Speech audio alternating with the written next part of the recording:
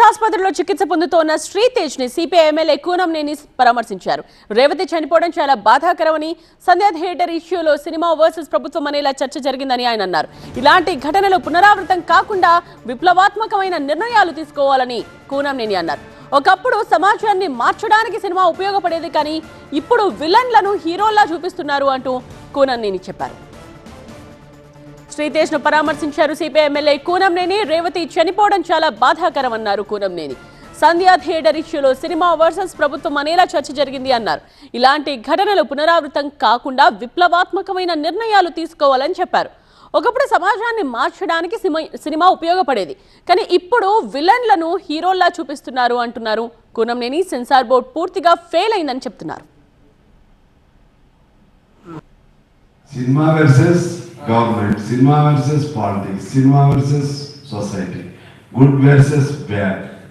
దీనిలో everybody is equal before లా.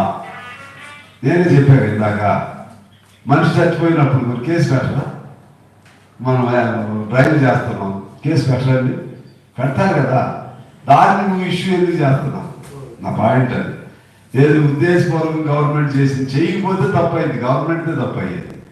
అంటే వాళ్ళకో న్యాయం ఇంకోటికో న్యాయం అని అంటారు. రామారావుని జైల్లో పెట్టారు, ఇందిరాగాంధీని జైల్లో పెట్టారు. ఇది పెట్టరా, కేసులు పెడతారు. నువ్వు తప్పితే లేకపోతే లేదా రుజువు చేసుకో, కాసేపు నిరసన తెలియజేయండి, పర్లేదు. అసెంబ్లీలో చేయొద్దని కాదు, ఓవర్గా బంద్ చేయదు. ఆ విధంగా సెలబ్రిటీసా లేకపోతే కామన్ మ్యాన్ ఏదన్నా సరే చట్టాన్ని వీ మస్ట్ ఎలో ద చట్టం, we must allow the law to take its own course. మంచిదే హీరోగా ప్రాజెక్ట్ చేయాలి. ఎందుకు అంటున్నానంటే ఎప్పుడు ఈ కల్చర్ ఈ మధ్య వచ్చింది.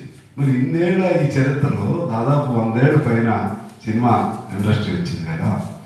ఈ 100 ఏళ్ల కాలంలో ఎప్పుడు మంచే హీరో, మంచి కోసం ఫైట్ చేసిన వాడే హీరో.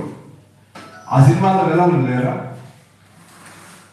నాగభూషణం విలన్ పాత్ర వేశాడు, రాఘగోపాలరావు విలన్ పాత్ర వేశాడు, కోట శ్రీనివాసరావు విలన్ పాత్ర వేశాడు, ఇంకా గిరిబాబు లాంటి వాడు, చాలా మంది అనేక మంది విలన్ పాత్రధారులు కూడా ఉన్నారు.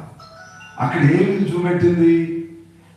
మంచిలో చెడు కూడా అంతర్లీనంగా ఉంటుంది అనేది వాడు చూపెట్టినటువంటి అంశం. అక్కడ ఇప్పుడు ఏమవుతుంది?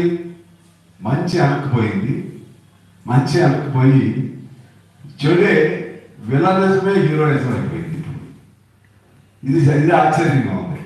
Villainism heroism. ఉన్నాడు కథానాయకుడు, వరకట్నం, అన్ని మంచిగా ఆడిన సినిమాలు కదా.